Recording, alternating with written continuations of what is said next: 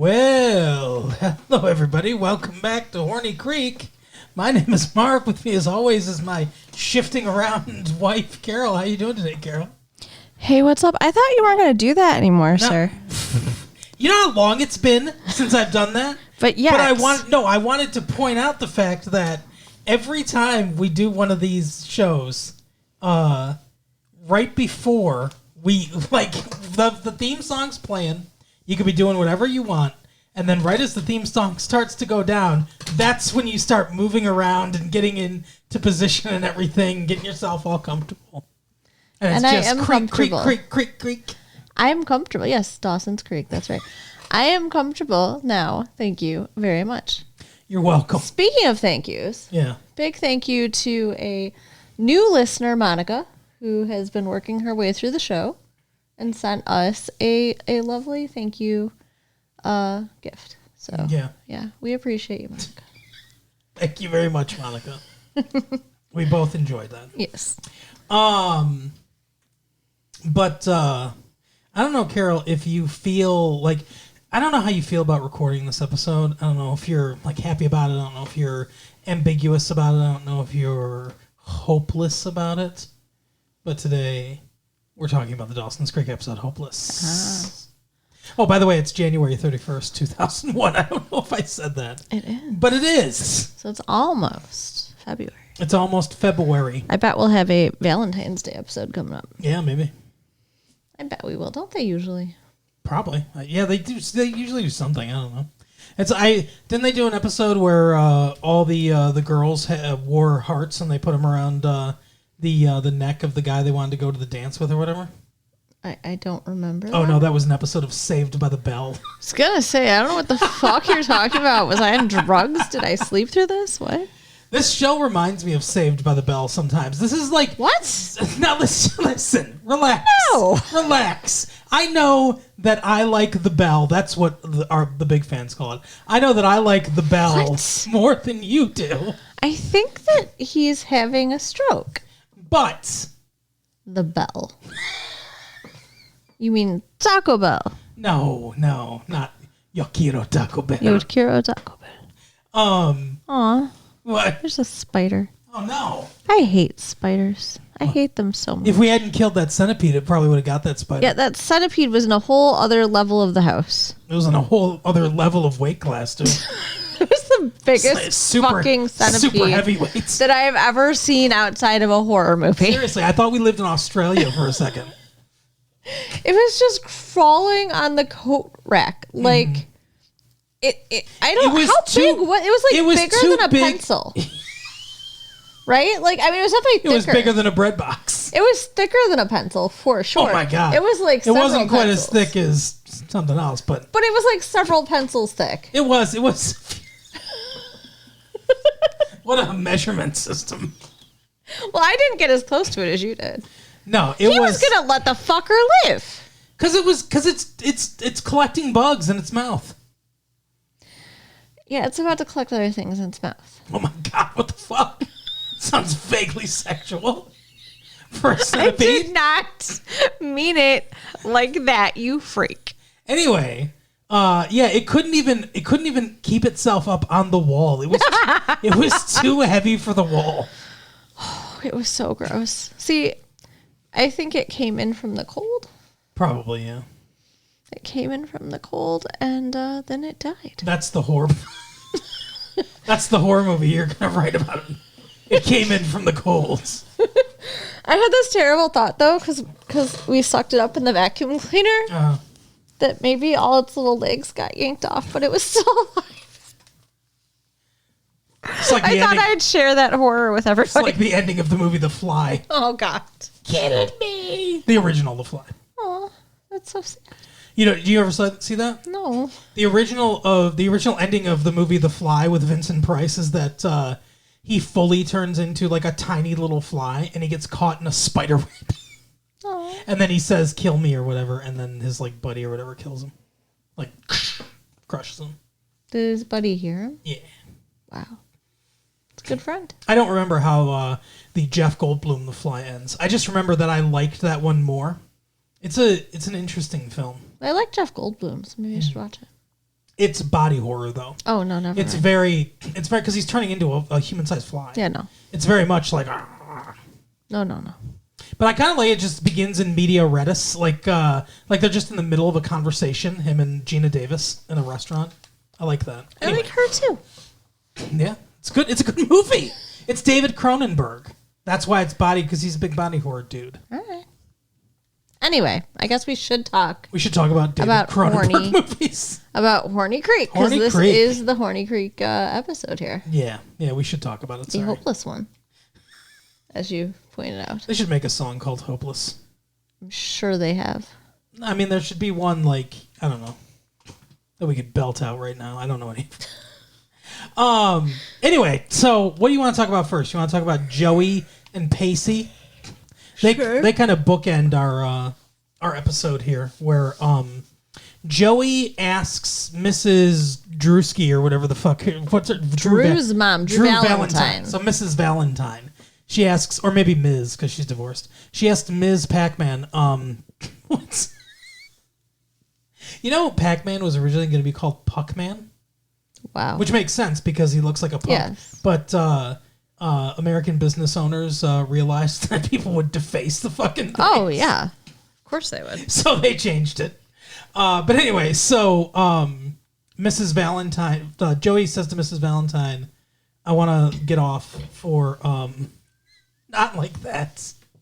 I want to be off of work for the senior trip. And she's like, well, I'll give you the weekend off for the senior trip if you go on a double date with my Drew. You and Pacey go on a double date with Drew and some girl that he's hanging out with. This is so bizarre. Like, the whole situation is bizarre. Like, why does Joey have to continually negotiate, like, and hardcore, like, work with this woman to get days off? That doesn't seem right. Yeah, that doesn't seem right. And secondly, I'm confused as to how the double date really helps her. Well, because they're supposed to show the girl a good time. But yeah, I guess that's... Oh, yeah, that's right. Because she's the daughter of some big donor. But, like, also, like, Drew already showed her a good time. As we find out later. All on his own. He didn't need... I mean, he kind of needed their help, but not for that. And I feel like maybe if it wasn't a double date, she would have had more fun because he maybe wouldn't have been such a dick. I feel like he was kind of a dick for show. I feel maybe. So there's... It's... I don't know. It's debatable because he could be being a dick for show, or he could be blue ribbon dick, or it could be that he's being forced to date her again, like to go on another date with her. Yeah, because he's already slept with her, which we find out later. Well, I thought he slept with her that day. Like he picked her up and they had sex and then went on the date. That was the impression I was getting. Like they just had sex. Maybe. Like just. You think so? Yes. Okay. That's even worse then. Yeah. I thought that like they had seen each other before or whatever, and like they'd had sex, and then the mom was like, "Oh, she said that you were like dating her or whatever," and he's like, "Oh, yeah, I guess we're dating." I don't know, like. No, I mean maybe you're right. That was just I thought like he picked her up for their date, and then they fooled around because she's like, "That's what I do to get guys to like me." Oh yeah, that makes a lot of sense. But anyway, so he had sex with her, and I feel like he didn't want to be with her anymore because he's already got what he wants. Yeah, but then towards the end of the episode, it's like we realize there's more to him than that, right? I mean, kind of, not really, I don't know. But anyway, so Pacey and Joey are trying to be on their best behavior, showing what a healthy couple is like, and they go play mini golf, and then I guess they eat. Well, they want to make sure the girl has fun, and Drew is not holding up his end of the bargain. No, he's being a complete asshole, like he usually is. So Pacey's trying to charm her and make sure she has a good time. And he's doing a great job. And so she's, like, flirting with him. Which is also kind of weird if she just had sex with Drew, by the way. Yeah, I get the impression, like, I definitely got the impression it's not super, like, obvious or whatever. They don't actually address it head on. But I get the impression from some of the looks that Joey was giving him that she was kind of jealous of the attention he was giving her. Mm-hmm. And he was just trying to be nice. He's just a nice, charming guy. And she was responding to it because, the person she was supposed to be dating was acting like an asshole. Yes. Yeah, I don't think that Pacey was trying to, like, make her like him. No. It just was happening. Drew leaves at some point, and then the three of them have a conversation, and that's when she's like, I don't even know why I slept with him. And that's when we're like, whoa, what the fuck? Mm-hmm. And she's like, this is what I, like you said, this is what I do. I sleep with guys to get them to like me, and then, then they treat me like shit or whatever. I thought he was going to be different. Why would she think he was going to be different? I don't know. How would you even know if you don't know him that well? Right. So then they end up, so basically, Pacey tells her, look, you're better off without him. Mm-hmm. Like, you can do way better than him. And she's like, oh, can I? Well, yeah, kind of, but she's like, I don't know, it's like, it's double-edged, sort of. She says it sort of like that, where it's like, I'd like to find, so I think she almost even says, like, I'd like to find somebody like you. Like you, yeah, I think she does. I could be wrong, I think she said that. But then, after the date, Pacey and Joey go back to, I think, Pacey's house, and they're having a conversation and everything. And it comes up that they haven't had sex yet. Yeah. And she's all like, I thought you said it was okay to wait or whatever. And he's like, yeah, I've been waiting patiently. Yeah, it was okay to wait for a while. Yeah, we've been dating for 6 months, 7 months or whatever he says. Plus they lived on a boat. Mm-hmm. I agree with you. I think that's the most insane thing.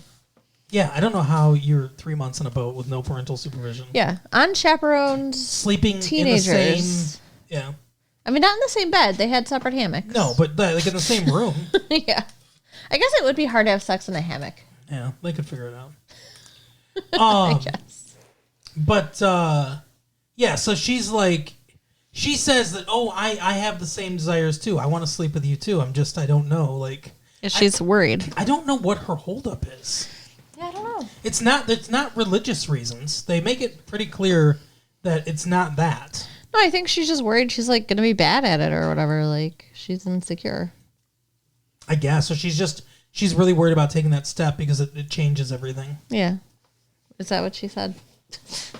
She didn't say that, but So we're just theorizing. She said, yeah, well, that's what we do here.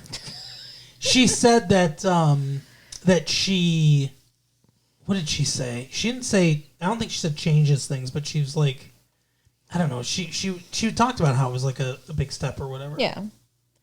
But he let her know that he is ready and kind of that he's not going to wait forever.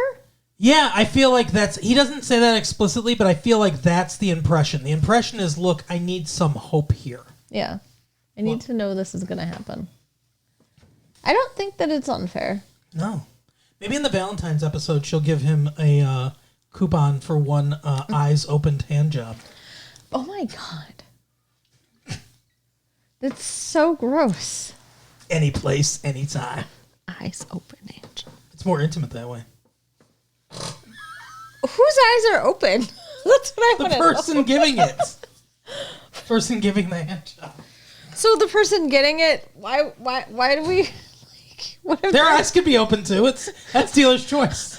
What if their eyes are closed? Then they won't even know the other one's eyes are open. I think everybody's eyes got to be open, or it doesn't count. Come on. All right. I mean, I'll go with you on that. Anyway, eventually they will have sex. I'm sure. Somebody's got to have sex in this fucking show. Yeah. Well. Pacey and... We went really bold calling this Horny Creek. Right. Pacey and Andy had sex. Yeah, that's true. A long time Lots ago. of people have had sex in the show, but... Just none of our main characters. Jen's had a lot of sex. That's true. Jen doesn't really factor into this episode from memory. Isn't she around the, other dude, at all? No, not really, no. All right. I don't really think I think her and Grams don't really... show up much in this episode. Grams is in the episode. She's with Mr. Brooks. Yeah. Do they talk? Is this the episode where they talk about sex? Yes. Or in Grams? Oh, I think that was last episode. Yeah, I think so too. But Grams is... I don't know if Grams is having sex with Mr. Brooks or not. I kind of think no. Oh, we'll see. Okay. Anyway. So, well, all we have to do is tune into Dawson After Dark and see Dawson After Dark. I think that would help this show. Speaking of Dawson, he's hanging out with Gretchen, Pacey's hot sister. He goes on the dumbest. Shut up. He goes on the dumbest, worst date ever. With a donkey? Fuck you. Yeah. My God. Goes on the worst date ever. Sorry. Continue. It is a bad date. Like, and she should know this is a bad date. The whole thing is a bad idea. So she wants him to meet her friends from college. They're in town. So we're talking 17-year-old high school student out with 3 college-aged girls. Yeah, like 19, 20-year-olds. And they're going to a club. I believe it's pronounced club. But yes, they are. And poor Dawson, his mom, who's, pregnant, loses her Hormones goddamn going all mind. over the place. Yeah, and decides to embarrass the fuck out of him. Yeah, she's like, wait, where are you going? And he's like, well, we're going to see this band. Because it's a band that they all like or whatever. He's like, we're going to see this band and go to a club or whatever. And the mom's like, Claire, please. But she goes... But she's like, I don't think that's a good idea, really. Like, is there going to be drinking and something? He's like, I'm not drinking, Mom. Don't worry. And she's like, well, that seems. And the girlfriend, Gretchen's right there with her girlfriends. Like, all of them are witnessing this emasculating incident. And she's like, well, I think we should talk about a curfew. And he's like, Mom, in my entire life, I have never had a curfew. What's going on? Like. And then he looks at the girls. He handles this very maturely. Yeah. He looks at the girls and he's like, can you guys give us a second? And they go out and he's like, if you're trying to embarrass me, fucking mission accomplished. Yeah. What is going on? And she basically says, I think this girl's too old for you. Mm-hmm. Which, I mean, she is. So. I know that's what you think. I do. But he just takes off. He and his mom get into it and he leaves. Like, he's pissed. Mm-hmm. But I don't blame him. And, he's almost 18. She can't start having rules now. Yeah, he's in his senior year of high school. Yeah. So he goes with these ladies to some big city around them. I assume it's Boston or something like that. I don't know. Boston. You sounded like you were from there. Did you go I? to Boston. Your accent came out. Oh my. And they start talking at the club about their sexual escapades, like their number. Yeah, and the number is not the amount of people they've had sex with, but the amount of people they've had sex with they regret. Yeah. Like sexual disasters or whatever. And one girl's like, oh, that would be my number 4 or whatever. Like, Charlie, and he did this or whatever. And then they get to Gretchen, and they never say her number. No. But they do say whether it's higher or lower than other numbers. So we know it's, multiples. I mean. Yeah, they list... They list a couple possibilities. Mm-hmm. They're like, oh, were you talking about number 3? And she's like, no, like, oh, number 8. Like, it's very heavily implied it's in the double digits. Yeah, it's a lot. It's a lot, and it's kind of crazy that she isn't trying to have sex with Dawson. Then maybe she's trying to reform herself. That's what happens to all the nice guys. Well, I mean, she did get pregnant and have to come home from college, so I guess that makes sense. Right. But yeah, so he feels very out of place with these stories. He's not relating to them in a way that, he could be able to. Like, their age gap is definitely showing here. And then they go to a club afterwards where, Wait, they do? Okay, go ahead. They go out to dinner. And that's when they're having this conversation at dinner. Then they go to the club after, and at first they weren't going to ask for his ID at all, and then someone says something, and he's like, "Yeah, I'm underage or whatever." He's like, "Is that a problem?" And the guy's like, "No, just hold out your hand," and he stamps a big under 21 on his hand. And he's like, "This encapsulates my life right now," or something. Yeah. But after that though, then the girls want to go somewhere else. Yes, they're driving in the car, and one of them suggests to to Gretchen that they do, I don't remember what, but do something. They aren't driving in the car. They're standing outside of the place because they're discussing who's going to drive and stuff. Yeah, you're right. But wherever it is they're going to go, you need to be 18 to get in, and he can't go. Yeah. So he's like, oh, just go with your friends. I'll drive the car home. He's like, you take the car, which is dumb. They're drinking. Like, she's like, no, we've been drinking. You take the car. We'll get a, cab or whatever. We'll call Jen and her sober ride or whatever. And she's like, oh, I have the best boyfriend ever, and just lets him leave. Like, a good girlfriend would have been like, oh, no, I'll go with you, honey. Yeah, fucked up. You don't just be like, oh, cool, you're not going to come see ya. Yeah. So, yeah, I mean, she lost some points for me in that moment, I got to say. But then he, when he gets home, she must have, taken 30 seconds to decide to follow him, because he goes home and tells his mom how, oh, you were right, and then there's a knock on the door and she's there. Yeah, and she's apologizing, saying I was that was wrong of me or whatever. So they're all good now, but the reality is they're not all good. They're not a good match. They should end this shit. Well, the mom hears it too, and the mom's all like, "All right, you passed the test." You passed the Dawson test. You can fuck my son or whatever. I disagree. She doesn't say that, but that's, she's like, I'm not. You're not a fly-by-night waitress or whatever. Before we get to the big how it ends plot, there is a small subplot with what's his name, Jack, Jack McPhee, and the dude Toby, I think his name is. Yeah. The gay-man? Who likes him and stuff. And he asks, because he knows that Jack likes kids. Yeah, because he, not that way, but because he did soccer. Yeah. So he says, I need somebody to help me tutor kids on Friday nights. Who goes out and tutors kids, and what children want to do this on their Friday night? Right. Do this on a school night, people. Seriously. Do it on a school night. Do it maybe on a Sunday afternoon. I mean, anytime but Friday or Saturday night. Right. Anyway, he says... They don't want to miss The Simpsons. He says, come meet me at the library and tutor these kids. And Jack's like, I don't know. I'll think about it. But he, of course, shows up because, he's a good guy. And he's great at it. And Toby is, impressed and everything.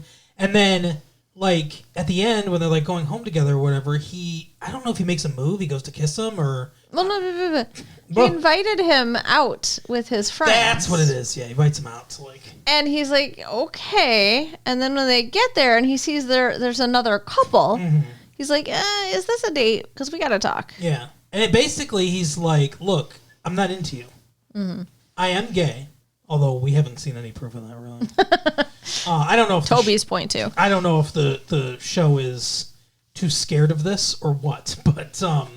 But he's like, you're not my type. I'm not attracted to you. I'm sorry. I like you as a friend or whatever, but... Which he really doesn't. Yeah, but I don't want to be in a relationship with you. And so Toby's all depressed and shit. And he's like, Jack says, I don't have to do the reading thing anymore or whatever. And he's like, no, I'll quit because, you're really good with them or whatever. And Jack's like, no, that's stupid. We're mature enough. We can see each other and everything. Just, it's not going to go farther than this. That's kind of what they agreed to. I don't know if I trust it. I feel like they're trying to plant the seeds of something. Yeah, I feel like something more is going to happen here. I think he's going to get to know him better or whatever. They're going to warm up to each other. But I mean, Toby is an asshole, and he's not that good looking, so I get it. Oh, Jack's way better looking. Yeah, way out of his league. But and the last storyline is Mr. Brooks. So Grams and Mr. Brooks are hanging out, and she discovers he's been cribbing his pills. Yeah, he's got a whole little box full of pills. Now, I assume they're sedatives or something. I don't know. My mind didn't go where it should have gone, I guess, because I thought, oh, he doesn't want to take his pills. That's kind of what I thought too at first, but Grams knew right away. Yeah, I'm thinking he doesn't want to take his pills because they make him sleepy or whatever, and he wants to spend time with her. And I think he even says something like that at some point, I'm just trying to, be with you. We suspected maybe it made him not able to get it up. Right. But she says, like, you know, she said, what, I don't remember. She said something to him, like, encouraging or, you know, but she kind of suspected that he wanted to use those pills for something. Yeah, she knew where it was going. And he talks about, like, that he should be able to, you know, make his own decisions and, you know, be in charge of his destiny. I think he talks to Dawson about this, too. It's in the beginning of the episode or something similar. Like, he has him sign a paper that he says is, like, it's his medical proxy or something like that. But I think it's something more than that. Well, yeah, and he doesn't read it. Now, Dawson's not an adult. He's not 18. So whatever he signed really shouldn't even be legally binding. That's true. I don't know if he can enter into a contract. But, yeah, he has him sign something. And, like, I don't know that you could have a minor be your medical proxy or whatever either. I don't know. Yeah. So Dawson signs whatever the fuck it is. We don't really know. And he also says they're talking about the documentary and everything, and Dawson's like, I could come over tomorrow and we could do this and that, and he's like, it's done. The thing's done. Yeah. It's just like you just have to accept now. You know, put it in the editing bay or whatever. It's like we got everything. Like, yeah, and he watches it at some point too. Like, yeah. He waited till he knew that this thing that's going to be part of his legacy was finished, and then that's. Yeah, then he fucking takes all his pills and dies. Yep, that's the last episode is him like lying, or the last episode. The last scene is him lying on the ground. Dawson comes in, discovers him dead on the ground. His pills are strewn about. Yeah, he's taken an overdose of his medication. But not all of them. No, he didn't get them all down. They must be quick pills. Well, yeah. Also, like, I assume that he didn't know exactly how long the documentary was going to take, so. He'd probably been saving them for a while. He's like, I don't need this money. Maybe. But yeah, so that's where we leave it. I guess that's hopeless. I guess that's what that's supposed to mean. Like, I don't.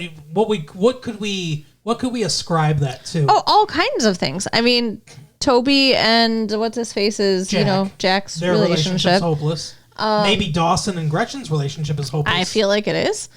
And then Mr. Brooks. And, I mean, Pacey and Joey, not hopeless, but not in a great place either. Drew and that other girl, not great. How many condoms did you give it? I mean, there was sex mentioned. Like, somebody did have sex. Mm-hmm. And there was some flirting. And then there was talk about Joey and Pacey having sex. I'll give it like a 2, 1.5 or 2. I was gonna say 2.5. 2.5. Okay, well we'll have to agree on a 2. I mean, there was no kissing. Yeah, that's big. No kissing. Or maybe Drew kissed that girl. And not that we saw. Okay, so no kissing, just talking. It's a very verbal show, not a very big action All show. talk, no action. Yeah. But yeah, I agree. I think a 2 is good. But that is the episode for the week. People, or Carol, tell people where they can find their stockpile of pills. You can write us at latefee1994@aol.com. And don't kill yourself with pills. Please. Check out our website. It's a permanent, what do you say? It's a permanent Suicide is a permanent solution to a temporary problem. That's right. Seek help. Find your local suicide prevention hotline if you need to. Yes. I'm just saying. It's like, you know. I'm sorry. Should we have done like a trigger warning at the beginning of the episode too? Trigger warning? What does that mean? Like, you know how sometimes they put stuff at the like a disclaimer? Yeah. Yeah, like a disclaimer, sure. A disclaimer. I feel like right now we're in the 80s version of our show where it's like we've had a lot of fun in this episode, but suicide is no laughing matter. Right. You know how they would do that like PSA at the end of every 80s sitcom? Yes. So PSA, please don't kill yourselves. Mm-hmm. And have a Share good the night. tape with your friends. Do that too. All right, we'll see you next time. Bye. Bye.